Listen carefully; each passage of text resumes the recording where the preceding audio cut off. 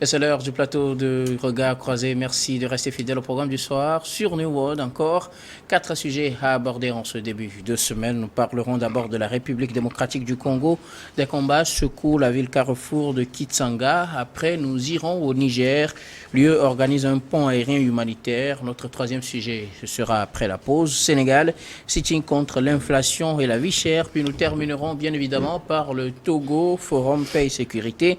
Le Burkina plaide pour une démocratie à l'africaine. Et pour en parler ce soir, 3 invités sur ce plateau. Avec moi, Gabin Adjaro, vous êtes juriste et analyste politique. Bonsoir Gabin et bienvenue. Bonsoir Docteur Guillaume, bonsoir à toutes les téléspectatrices et à tous les téléspectateurs du monde entier et surtout aux Africains qui nous suivent dans la diaspora. Je rappelle que vous êtes en octobre rose aujourd'hui, l'occasion de sensibiliser sur peut-être les cancers du sein. On aura le temps d'y revenir peut-être à la fin de cette émission. Oui, on aura le temps d'y revenir. Le cancer, on sait que c'est une maladie qui gangrène, qui tue beaucoup de personnes. Il y a beaucoup de personnes qui en souffrent et je pense qu'il faut sensibiliser autour de cette maladie qui fait tant de mal. À côté de vous, Dieudonné Sewonou, vous êtes journaliste, directeur général des lieux services. Bonsoir Dieudonné et bienvenue. Bonsoir docteur, bonsoir à tous. Encore un plaisir d'être là. Notre troisième invité aujourd'hui, Fioklou Adanglenou, vous êtes également journaliste, directeur de publication du journal L'Enquêteur. Bonsoir Fioklou. Bonsoir Guillaume, bonsoir à mes co-débatteurs, aux téléspectatrices de New York TV. Bonsoir à la diaspora togolaise. Ok, avec vous, nous abordons notre premier sujet, direction la République démocratique du Congo. Des combats secouent la ville carrefour de Kitsanga. La cité de Kitsanga est de nouveau occupée plutôt par les rebelles du M23 depuis samedi 21 octobre. Après-midi, les rebelles occupent cette agglomération du territoire de Massissi dans le nord Kivu, en République démocratique du Congo, après d'intenses combats qui se sont déroulés en pleine cité entre eux et les groupes armés locaux. Toute la journée de samedi, les armes se sont tues samedi autour de 16h30 local, après presque une journée d'affrontement et entre le M23 et les groupes armés locaux. Au final, c'est les rebelles du M23 qui reprennent le contrôle de cette ville stratégique dans le nord Kivu, après donc cette journée de combat. Dieudonné Sewonou, je voudrais bien commencer par vous. La guerre ou les affrontements en République démocratique du Congo continuent. Il y avait une petite trêve dans cette zone avec l'interposition des soldats de l'Afrique centrale, la force de l'EAC. Et finalement, les combats ont repris ce week-end entre des groupes armés pro-pouvoir et les rebelles du M23 qu'on accuse le Rwanda de soutenir. Oui Guillaume, moi je suis chaque fois très peiné de toujours parler des violences intercommunautaires, je l'appelle comme ça, violence intercommunautaire qui prend une proportion assez vertigineuse en République démocratique du Congo à l'approche même des élections dans ce pays. Eh bien, ces violences qui, à un moment donné, laissent croire comme si la calmie ou alors la compréhension a pris raison sur des actes de violence, mais malheureusement, 2 semaines plus tard ou alors quelques mois plus tard, on retombe toujours dans la même situation et cela a commencé depuis, la reprise là a commencé depuis... Est-ce que c'est une reprise qui a commencé, cette redondance, permettez-le-moi, depuis 2021? Avec la résurgence du M23. Voilà, et on y est toujours. Et de l'autre côté, on soupçonne la participation du Rwanda. Mais moi, ma préoccupation se trouve beaucoup plus au niveau de la force d'interposition. Qu'est-ce que cette force fait toujours dans cette zone et n'arrive toujours pas à maîtriser les protagonistes du terrain? Ce sont là les questions que moi je me pose. Quel est le rôle ou alors la mission exacte de cette force d'interposition et au nez de qui les violences doivent toujours reprendre et pour quelle fin après tout.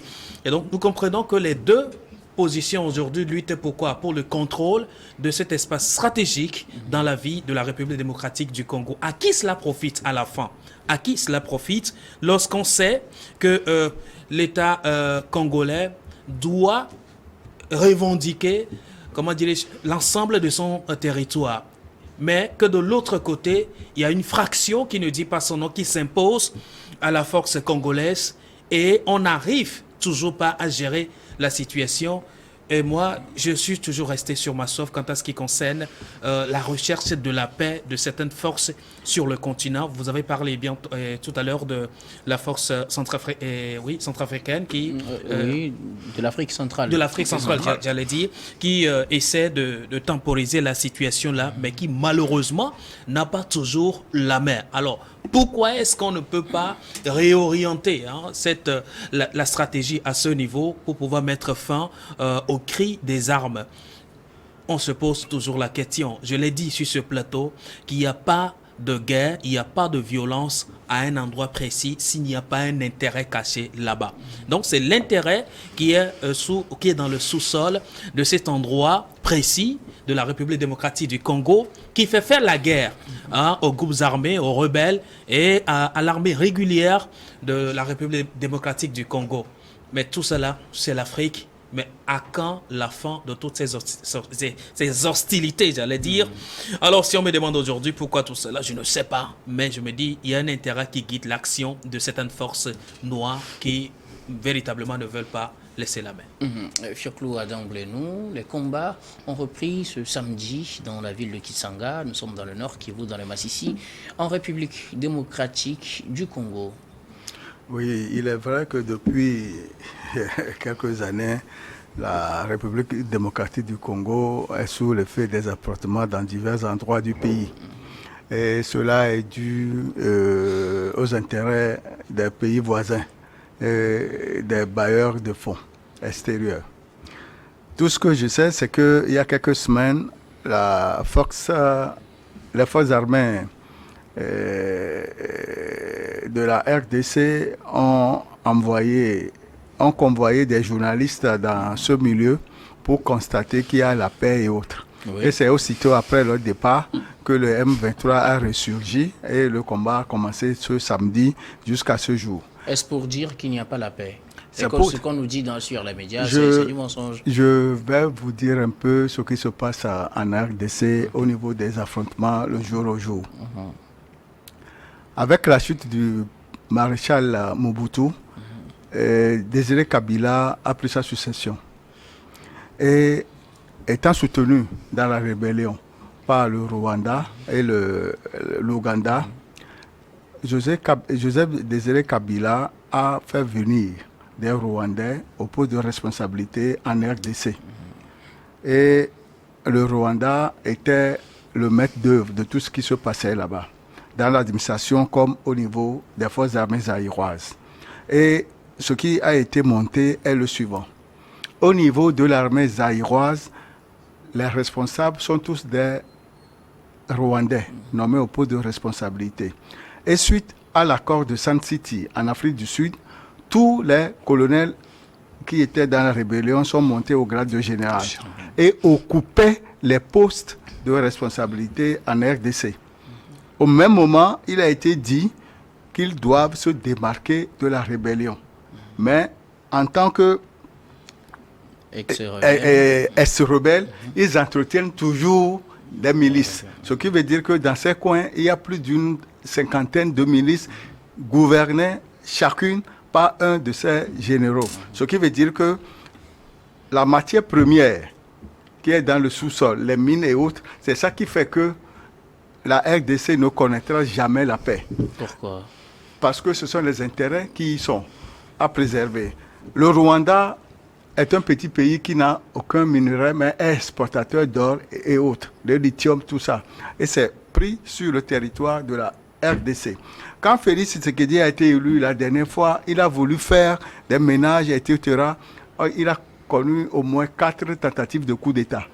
Ce qui veut dire qu'aujourd'hui, la RDC, à tout bout de champ, ne peut jamais recouvrer la liberté, sa souveraineté sur les parties frontalières à l'Ouganda et au Rwanda. Est-ce que c'est une fatalité? Est-ce que les efforts qui sont mis en œuvre ne peuvent pas permettre quelque part d'arriver à une étape où la République démocratique du Congo pourra recouvrer la totalité de son territoire en toute indépendance?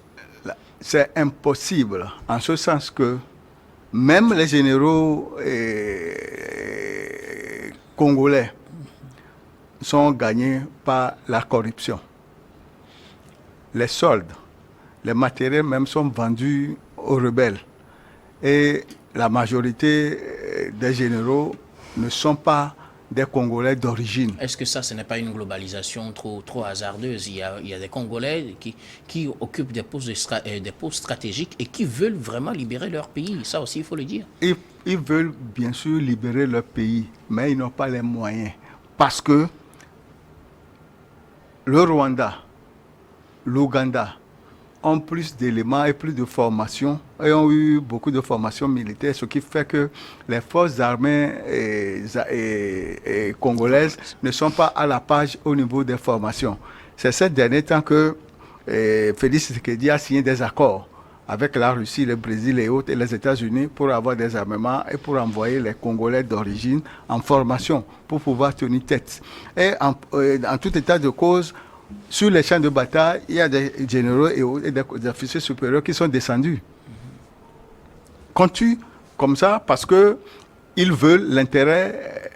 J'ai suivi un rassemblement la dernière fois où le général chef d'état-major qui a parlé à ses troupes, mais à la fin, 2 semaines plus tard, le lieu où il devait avoir la bataille, les soldats ont cédé.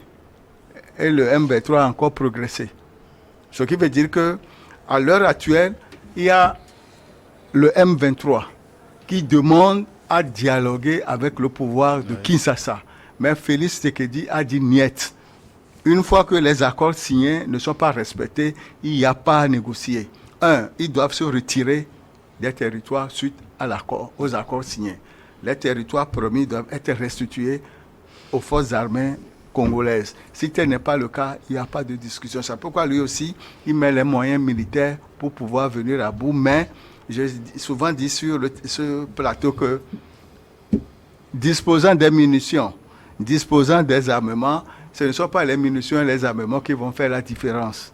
C'est la volonté et l'abnégation de ceux-là qui ont les fusils qui vont se faire voir sur le terrain. Tel n'a pas été le cas au niveau des soldats de la RDC. Du Congo. Je rappelle que ces affrontements, pour ce qui concerne le cas de Kichanga, ont eu lieu entre des groupes armés pro-pouvoir et des rebelles Mais du il y a M23. aussi un problème.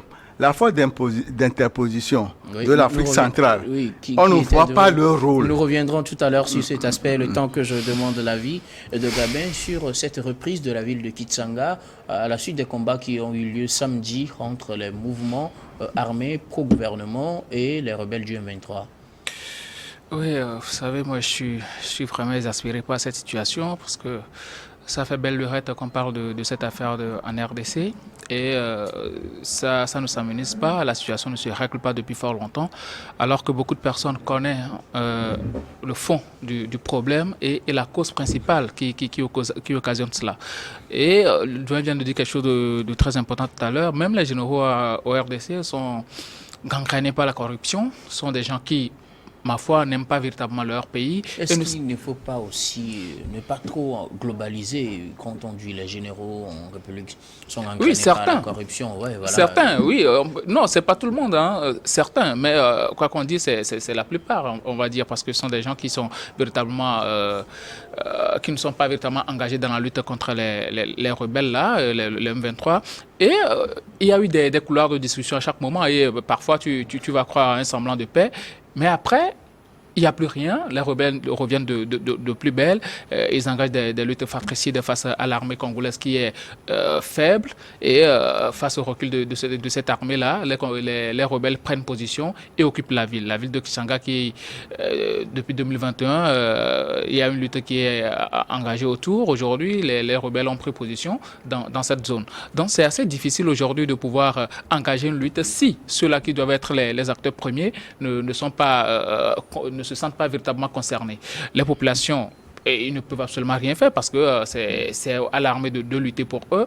Mais l'armée aussi est pratiquement battus, on se dit, bon, peut-être les rebelles sont beaucoup plus forts que l'armée, ils ont beaucoup plus de moyens, des moyens de renseignement, des moyens logistiques et tout, plus que l'armée. Donc, c'est assez difficile.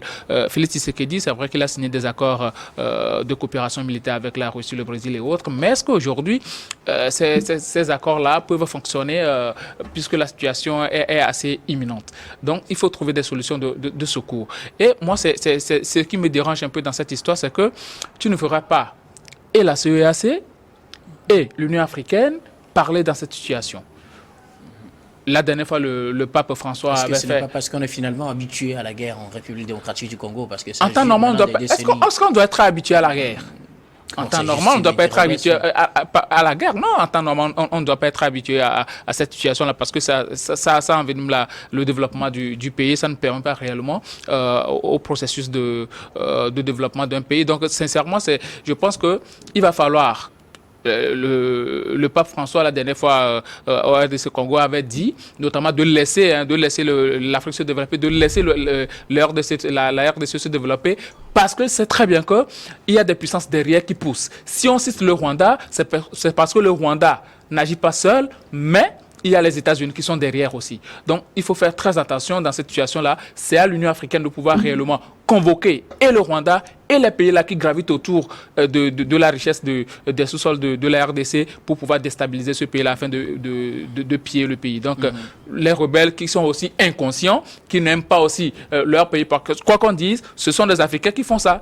Les gens ne sont pas venus d'ailleurs. Donc, ce sont des gens qui sont imbus d'une certaine inconscience qui sont en train de détruire la RDC. Vous voulez réagir par rapport à la présence des forces de l'AEC tout à l'heure dans cette zone. On sait que c'est une force d'interposition. Finalement, il y a la question qui se pose. Quel est leur rôle? On sait que cette force-là aussi doit se retirer dans un avenir très proche. Mais pour le moment, il y en a encore qui sont sur le terrain. Oui, en principe, quand il y a la guerre, il y a les organisations internationales qui se regroupent et demandent à avoir des postes d'interposition, tels que ce que nous avons au Liban, FINUL, il fait plus d'une quarantaine d'années. Mais ces derniers temps, malgré la présence de cette force, le Hezbollah tire des roquettes et des missiles anti-chars vers Israël. Ce qui veut dire que ces forces sont là, mais on ne sait pas la raison pour laquelle elles y sont. Bon, pour le cas de la RDC, que ce soit au niveau des Nations Unies, des forces des Nations Unies, que ce soit au niveau des forces de l'Afrique centrale, d'après les informations en ma possession, ceux-là qui composent cette force ont aussi leurs intérêts. Ce qui veut dire qu'ils laissent faire. Normalement, les pays là viennent en soutien au gouvernement de la République démocratique du Congo. Voilà, et c'est pourquoi le président a demandé le départ de ces forces-là. Parce qu'en réalité, la RDC ne peut rien faire. Parce que les milices, que ce soit M23 et les autres groupes, sont financés, dotés des armes, etc. Par le Rwanda et l'Ouganda. Et d'après les rapports des Nations Unies, il a été clairement dit que le Rwanda est derrière beaucoup de forces, ainsi que ces colonels de la rébellion qui sont devenus des généraux dans l'armée régulière congolaise. Et je ne peux pas dire que ce qui se fait là-bas n'a pas l'assentement de certaines puissances étrangères telles que les États-Unis et l'Angleterre. En tout cas, c'est votre point de vue. Malheureusement, le temps imparti pour ce sujet est arrivé à son terme. Nous allons marquer la première pause, puis on vous retrouve juste après pour la suite de cette émission.